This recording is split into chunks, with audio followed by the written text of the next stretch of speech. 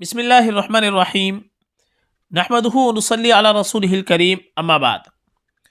ایک سوال دارالفتاء دارالعلوم دیوبند سے کیا گیا ہے، عنوان جس کا یہ ہے کہ تبلیغی جماعت میں جانے کو جہاد اکبر یا جہاد اصغر کہنا کہاں تک جائز ہے؟ سوال: تبلیغی جماعت میں جانے کو جہاد اکبر یا جہاد اصغر کہنا کہاں تک جائز ہے؟ تبلیغ جماعت کو کیوں نہ اصلاحی جماعت کہا جائے؟ براہ کرم اس پر روشنی ڈالیں۔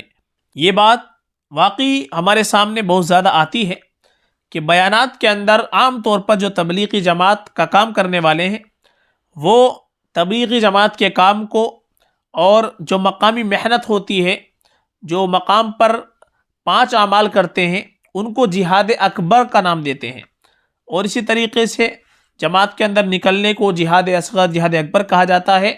اسی کے تعلق سے یہ سوال ہے کہ یہ کہنا کہاں تک درست ہے؟ جواب: بسم اللہ الرحمن الرحیم۔ مذہب اسلام میں عام طور پر جہاد اسی کو کہا جاتا ہے کہ اسلام کا کلمہ بلند کرنے کے لیے اپنی جان کو ہتھیلی پر رکھ کر غیر مسلموں سے جنگ میں مدافعت کے لیے نکلے۔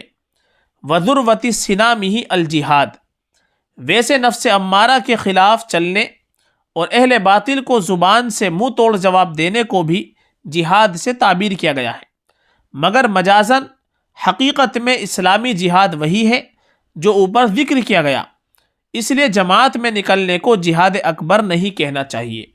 ہاں، بقول آپ کے اصلاحی جماعت کہنا مناسب ہے۔ واللہ تعالی عالم۔ دارالفتاء دارالعلوم دیوبند۔